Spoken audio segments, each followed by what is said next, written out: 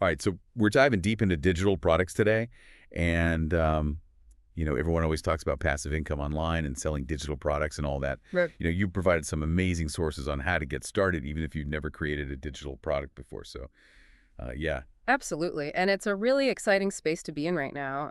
There's a lot of opportunity, and it seems like people are really eager to kind of unlock that make money while you sleep potential. exactly. First things first, I got to admit, even I get a little confused. Like, what exactly ISI a digital product? I Yeah. mean, is it just anything you sell online? What about like a digital gift card? That's a great question. A digital gift card is technically digital, but I think it's more a representation of physical value, right? Hmm. When we talk about true digital products, we're thinking about those intangible things like ebooks, online courses, templates, design assets, even things like stock music or sound effects. Ah, okay. So you create it once, and then you can just sell it unlimited times. No, like, trips to the post office or something. Exactly. No inventory to manage. That's a huge plus. Yeah. And so I'm guessing that's where this whole passive income idea comes in, right? Yeah, exactly. Yeah. You think about it. Let's say you create an amazing meal planning template and you sell it for $10. The first few sales cover your time investment. But then after that, every single sale is mostly profit. Oh, well. Okay, so minus any platform fees or anything. Right, But exactly. still, the majority of it is profit. Yeah. I'm starting to see the appeal here. But let's be honest. The internet is overflowing with digital Mm. products. How do we find an idea that's actually going to sell? It's a little intimidating. Yeah, it can definitely feel that way, like you're trying to find a needle in a haystack. Yes. But one of the sources we looked at had a really great analogy. You're like a prospector during the gold rush, right? Everyone's out there looking. But the real wins go to the people who know where to dig. Okay, I like that analogy. So where should we be digging for those golden nuggets? Well, there are a few proven strategies we can use. The first one is trend spotting, using tools like Google Trends to see what topics are suddenly gaining a ton of traction online. Like, are people going crazy for a new productivity method, or is there like a surge in interest in something like sourdough baking? So basically, we're becoming internet detectives, Mm. trying to figure out what's going to go viral next. Well, exactly. I love it. What else? Another great strategy is what I like to call marketplace sleuthing. Don't reinvent the wheel, see what's already selling. Platforms like Etsy, Gumroad, Creative Market, they all have bestseller lists. Oh, that's smart. So it's like looking at what people are already spending money on. Exactly. Okay, so we've got trend spotting and marketplace sleuthing. Any other tips for finding that perfect product idea? Yeah, absolutely. This one's all about you. It's about tapping into your own unique strengths. Think about the problems that you've solved, skills you have that other people might struggle with. Maybe you're a whiz at organizing, or you're a budgeting guru, or you have a knack for explaining really complex topics in a simple way. That's actually really encouraging. It's not just about chasing the latest trends, but also about what you're already good at. Mm. I'm feeling inspired. But here's where I hit a wall. Actually creating the product, I mean, I'm no graphic designer. I don't know Yeah. anything about coding.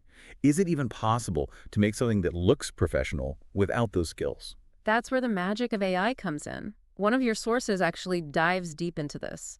AI tools are like having a whole team of experts at your disposal ready to help you bring those ideas to life. And the best part is, you don't need a tech degree to use them. All right, now you've got my attention. Give me the AI rundown. What are the tools we need to know about? Okay, so first up, let's talk about Canva. You've probably heard of it. It's amazing for creating visuals. But did you know they've now integrated AI into the platform? Oh, really? Yeah. Canva AI can help you create ebooks, workbooks, social media templates, presentations, even if design isn't your strong suit. So even I could create a beautiful ebook with Canva AI. Absolutely. Interesting. Okay, what other AI tools should we be using? Well, let's say you need to generate a lot of written content for your digital product, Yeah. like for a course or a guide. ChatGPT is your new best friend. That GPT. Yeah, it's this powerful AI tool that can write different kinds of creative content and answer your questions in an informative way, even if they're open-ended, challenging, or strange. Hold on. So you're telling me ChatGPT can write high-quality content for me. Is this real life? It really is that powerful, and we're just scratching the surface here. What about creating unique artwork or graphics for your product? Oh, yeah. I definitely don't have those skills. Well, there are AI tools like MidJourney and DLLE that can generate stunning visuals based on your prompts. Imagine typing in, create a whimsical illustration of a cat drinking coffee, and having a piece of unique sellable art in seconds. Mine officially blown. So even if I'm not an artist or a musician or a coding whiz. I I can still create professional-looking digital products with the help of AI. Exactly. That is a game changer. All right. I am officially on board the AI train. Yeah, it really is incredible how much easier these tools are making things right. Absolutely. Okay, but now we've got this amazing AI-powered product ready to go. Where do we actually sell it? I mean, there's so many platforms out there. It's almost as overwhelming as choosing the product idea itself. Yeah, it can definitely feel that way. But one of your sources had a really good tip. Don't try to be everywhere at once. Start with one platform that makes sense for your product and your comfort level, and then you can always expand later if you need to. Okay, focus on mastering one platform before we try to take over the entire digital world. Makes Hmm. sense. So which platforms are the heavy hitters in the digital product space? Well, a good one to start with is Etsy. It's really a powerhouse for anything with a handmade or visual appeal.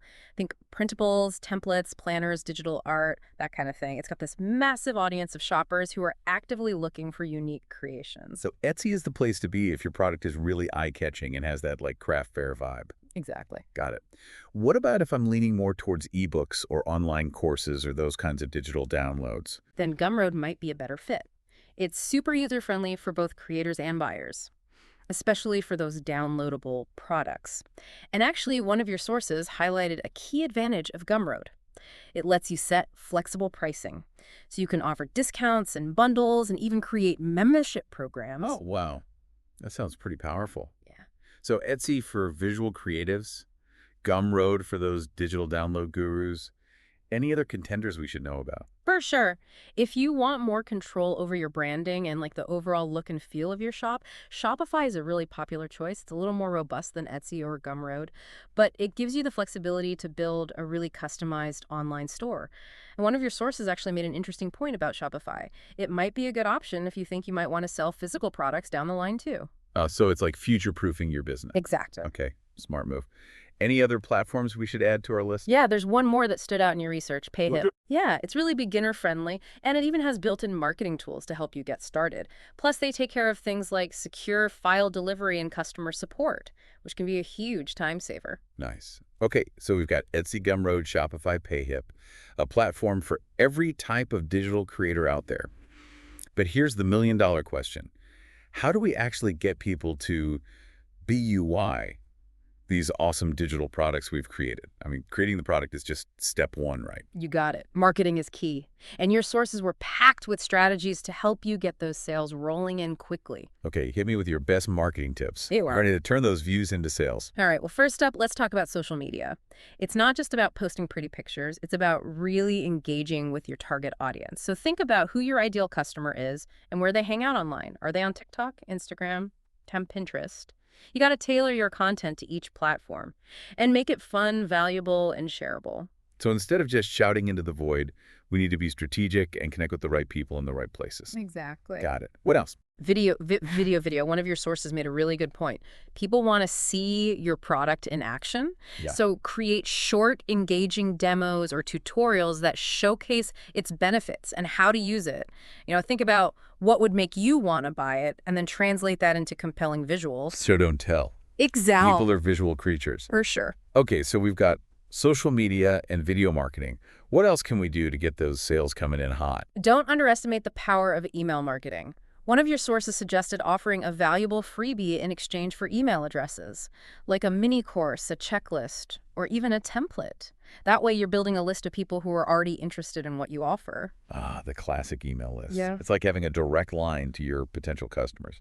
But building that list takes time, right? Are there any faster ways to get the word out? Yeah, absolutely. If you're ready to invest a bit, targeted ads on platforms like Facebook and Pinterest can be super effective for reaching a wider audience quickly. So we've got a mix of organic strategies like social media video and email, and then we can kind of amp things up with some paid advertising if we want faster results. Sounds like a solid plan. Okay, so we've covered so much today. Everything from brainstorming product ideas to marketing like a pro. It's amazing how much goes into it, isn't it? Like it's more than just uploading something and hoping for the best. For sure, but it's really exciting. It feels like anyone can do this. Absolutely. One of your sources made a great point about that. Like the barrier to entry for creating and selling digital products, it's never been lower. You don't need fancy equipment or a huge team or anything, just a good idea, some effort, and the willingness to learn. That's so inspiring. But I think it's easy to get caught up in all of the excitement and maybe overlook the less glamorous side of things. Like, how do we manage everything once the sales start coming in? That's a great question, and luckily your sources address that. Once you start making sales, it's important to have systems in place to handle things like customer support, delivering the product securely, and managing your finances. Right? So it's like having the right infrastructure in place to support your growing business. Exactly. Makes sense. Any tips on how to tackle all that? Well, one of your sources recommended treating your digital product business like a real business right from the start.